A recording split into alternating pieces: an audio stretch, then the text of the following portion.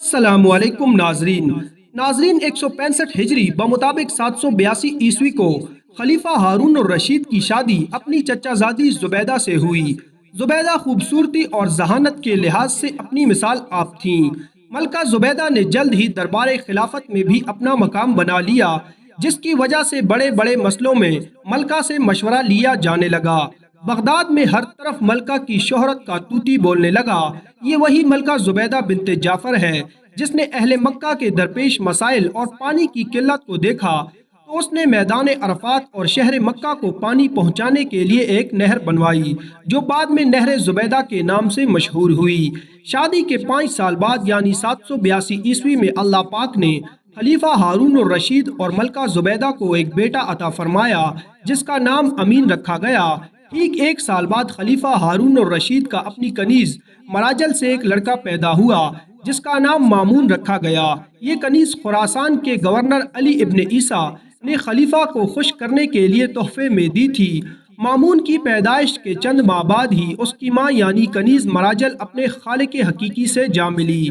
जब ये बच्चे 5 साल के हुए तो खलीफा ने मलका जुबैदा के बेटे अमीन और मराजल के बेटे मामून दोनों को एक ही मदरसा में तालीम और तरबियत के लिए भेज दिया। कुछ सालों बाद खलीफा अपने खास वजीरों को लेकर अपने बच्चों के मदरसे की तरफ उनसे मिलने के लिए गया। रास्ते में खलीफा को हजरत बहलूल दाना रहमतुल्लाह अलैह मिल गए। वजीरों ने जबरदस्ती उनको अपने साथ मिला लिया और ऊंट पर सवार कर लिया। चुनांचा हजरत बहलूल खलीफा के साथ उसके बेटे अमीन और मामून के मकतब पहुंच गए। मकतब पहुंचकर खलीफा ने उस्ताद से अपने बच्चों की तालीम और तरबियत और जहानत के बारे में दरियाफ्त किया तो बच्चों के उस्ताद मुहतरम कहने लगे, आलीजा, आपका बेटा अमीन औरतों की सरदार मलका जुबैदा जैसी होशियार और अक्लमंद खातून का बेटा है, लेकिन वो कुंद जहन है, उसे कुछ भी जल्द समझ नहीं आता। जबकि मामून जो कि एक कनीज का बेटा है, वो बहुत जहीन और दानिशमंद और बावकार है। खलीफा कहने लगा, हैरत है, दोनों मेरे ही बेटे हैं, लेकिन दोनों की जहनियत में इतना फर्क कैसे हो सकता है? तुम बगैर सबूत के इतनी बड़ी बात कैसे कर सकते हो?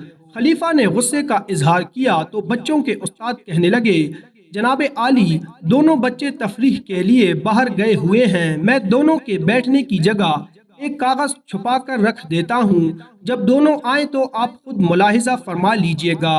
कुछ देर बाद बच्चे मकतब में दाखिल हुए और अपने वालिद को देखकर बेहद खुश हुए और अपने वालिद मुहतरम से गले मिलने के बाद दोनों बच्चे अपनी अपनी जगह पर बैठ गए, जो उनके उस्ताद ने उन दोनों के लिए मखसूस कर रखी थी और जहां पर उस्ताद ने एक एक मोटा कागज छुपा दिया था। मामून बैठते ही कुछ मुख्तरब निगाहों से इधर उधर देखने लगा, जबकि अमीन अपनी जगह पर इत्मीनान से बैठा रहा। क्या बात है मामून, कुछ बेचैन नजर आते हो? आखिर उस्ताद ने मामून की बेचैनी की वजह पूछ ही ली।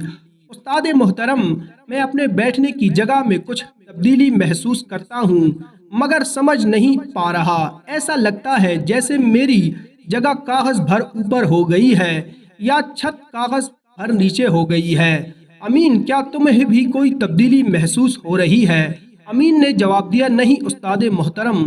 खलीफा तो जैसे दमबखुद होकर रह गया और सर को पकड़कर बैठ गया। हजरत बहलूल भी ये मंजर देख रहे थे। बच्चों के उस्ताद बोले, आलीजा, अगर इजाजत हो तो दूसरे कमरे में चलते हैं। वो बच्चों को इधर ही छोड़कर दूसरे कमरे में चले गए। खलीफा ने हैरत ज़दा होकर कहा, आखिर ये मुआजरा क्या है? अमीन की माँ जुबैदा अरब की ज़हीन तरीन औरतों में से है, उसका कोई मुकाबला नहीं, मगर इसका बेटा आखिर बहलूल, जो तब से खामोश खड़े थे, बोल पड़े, आलीजा, अगर इजाज़त दें तो मैं इसका सबब बयान करूं। हाँ हाँ जरूर करो। खलीफा बहलूल की तरफ मुतवज्जा हुआ। औलाद की दानिशमंदी और जहानत के 2 बड़े सबब होते हैं। खलीफा दिलचस्पी से हजरत बहलूल की बात सुनने लगा। हजरत बहलूल कहने लगे कि औलाद की जहानत, फुर्ती और दानिशमंदी का पहला सबब यह है कि औरत और मर्द के दरमियान फितरी रग़बत और ख्वाहिश हो तो उनकी औलाद होशियार, ज़हीन और दानिशमंद होती है। दोम ये कि औरत और मर्द मुख्तलिफ ख़ानदान से हों तो उनकी औलाद में अकल और दानिश की फरावानी होती है। खलीफा जल्दी से बोले, اس کی کوئی دلیل ہے تو وہ بیان کرو، بنا دلیل کے میں یہ کیسے مان لوں؟ خلیفہ نے بہلول سے وضاحت طلب کی۔ اس کی مثال درختوں اور جانوروں میں نظر آتی ہے۔ حضرت بہلول نے وضاحت بیان کرنا شروع کی۔ اگر پھل کے درخت میں کسی دوسرے پھل کے درخت کا پیوند لگا دیا جائے تو نہایت لذیذ اور عمدہ پھل پیدا ہوتے ہیں۔ اسی طرح گھوڑے اور گدھے کے ملاپ سے خچر پیدا ہوتا ہے جس کی ہوشیاری، پھرتی اور طاقت کا جواب نہیں۔